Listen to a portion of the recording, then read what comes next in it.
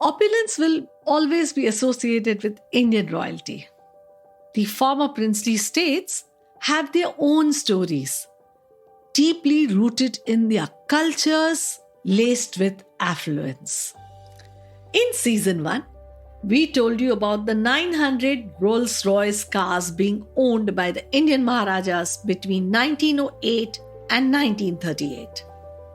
We also told you about the extraordinary Patiala necklace that continues to hold high prestige in the world of fine jewellery even today. The Maharajas and Maharanis wore some of the most splendid jewellery designs. These were commissioned to prestige jewellery houses like Cartier. And I leave you to imagine the worth of these pieces today if some of these were not lost or shifted hands. For the Indian Maharajas and Maharanis, luxury was not a boxed concept confined to opulence and extravagance. Living with finesse was a way of life, and it pervaded whatever they did because luxury was about timelessness and establishing India as an important market for these brands quite early. The lives of erstwhile Indian Maharajas and Maharanis was surrounded by a shroud of mystery. But certain tales were well documented and keep coming to the forefront. There are tales of bravery and generosity. And then there are tales of ludicrosity that become difficult to make sense of today. Still, these stories are amusing and need to be shared, reminding us about our deep-rooted history with luxury and some of the world's most prestigious luxury brands. Welcome back to Luxe Insider Season 2.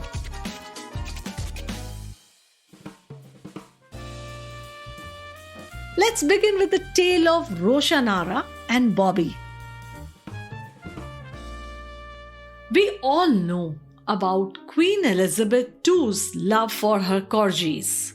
Our history books were filled with images of the love the English royalty had for their pooches. Be it Queen Victoria or even Queen Elizabeth I.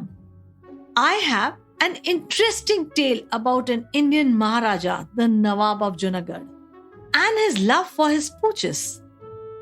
My first story is about a tale of Roshanara and Bobby. The Nawab of Junagadh, Muhammad Mahabat Khan III, had 800 dogs. Each had its own room, a telephone, and a servant. More so, the dogs would be dressed in formal evening suits and driven through the city. It doesn't stop here. The Nawab had his favorite pooch. Her name was Roshanara. It so happens that Roshanara fell in love with a golden retriever named Bobby.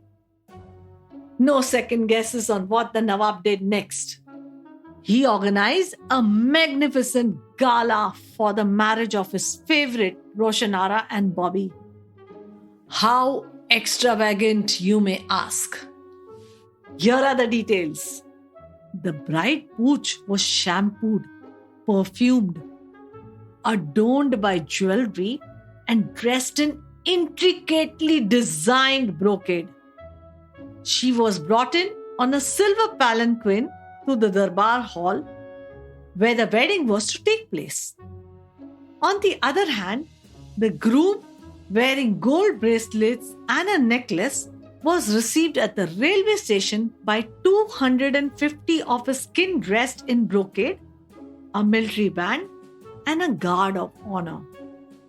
An estimated rupees 22,000 was spent on the wedding. Today, that would equal to rupees 1 to 2 crores. By the way, the invite was extended to Lord Irwin, the then Viceroy of India. Without a second guess, the Viceroy politely declined to be a part of the Maharaja Pooch's wedding celebration.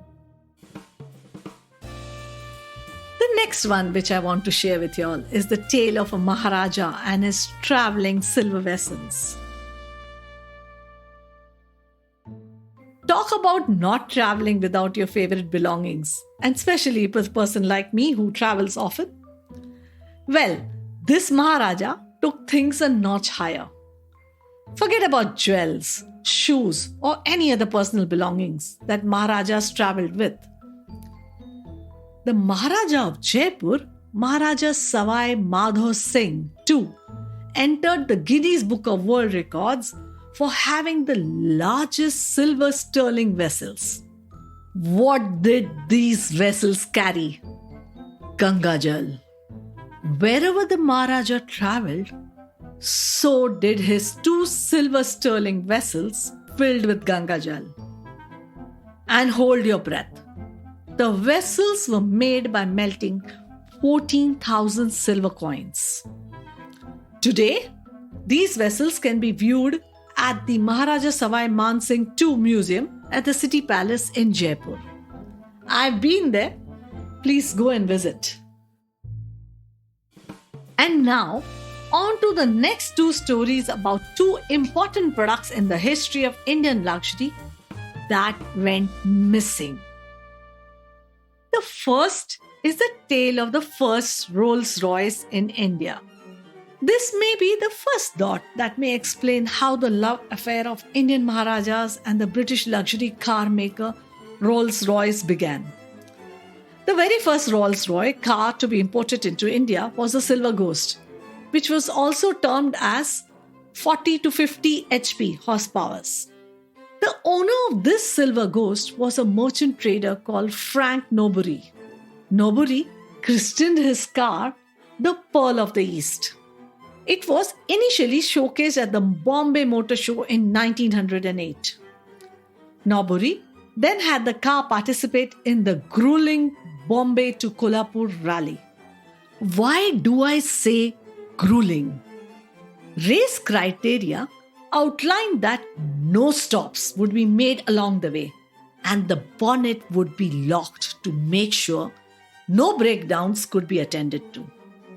I'm sure you can imagine no stops along the way for a car in the early 1900s. Did the Rolls-Royce succeed in this test? Needless to say, the Pearl of East performed flawlessly.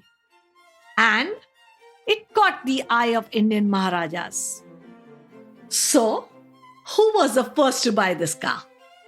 Now, there are conflicting reports as to who was the owner of the first Rolls-Royce car in India. Some theories point to the Maharaja of Gwalior, while some point to the Maharaja of Mysore. Whosoever purchased the car first, one thing is for sure.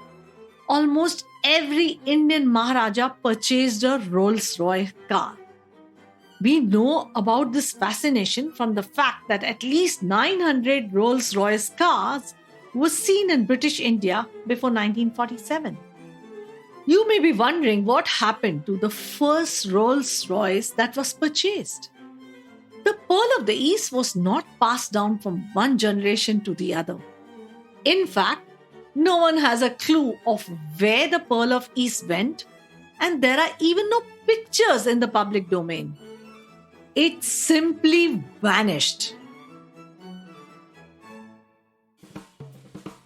That was the tale of first Rolls-Royce. My last story for today is the tale of Patiala ruby choker, which was lost for decades and mysteriously reappeared in 2000. You heard in season 1 about the Patiala necklace story. The Met Gala of 2022 sparked a controversy when YouTuber Emma Chamberlain wore a Cartier choker that looked similar to the pieces that were part of Cartier's Patiala necklace. In this season, here's another tale of the uniquely crafted and designed Cartier necklace for the Maharaja of Patiala, the Patiala ruby choker. Having inherited some of the most coveted gemstones in the royal house's treasury, The eccentric Maharaja of Patiala, Maharaja Bhupender Singh, supplied Cartier with gems to be transformed into many exceptional jewels. The Patiala ruby choker is a legendary jewelry piece of its own. It is composed of crimson ruby beads, oval cabochon, and circular cut rubies, natural pearls, and diamonds set in platinum, which was commissioned for one of his many wives. The ruby choker was layered and worn with actually several necklaces composed of rubies, diamonds, and natural pearls. Now we all know the latest trend of layering. Layering existed then as well. Unfortunately, this gem was lost too. At some point, the necklace was sold and its parts were disassembled. And then, out of nowhere, a bracelet suddenly appeared during a Christie's auction in 2000. This bracelet was actually the Patiala choker, which was identified by the Cartier Tradition Department dealing in vintage pieces. They acquired and restored the jewel to its original design of a choker and is now part of Cartier's Al Thani collection. Today, this restored piece has a realized value of a whopping 975,000 US dollars, almost rupees 8 crores. Can you believe that? I hope you found these stories interesting. And with that, it's a wrap on this week's roundup. Make sure you subscribe to this podcast so that you do not miss next week's episode. Here's me, your host Anita Khatri, signing off. Sayonara until then.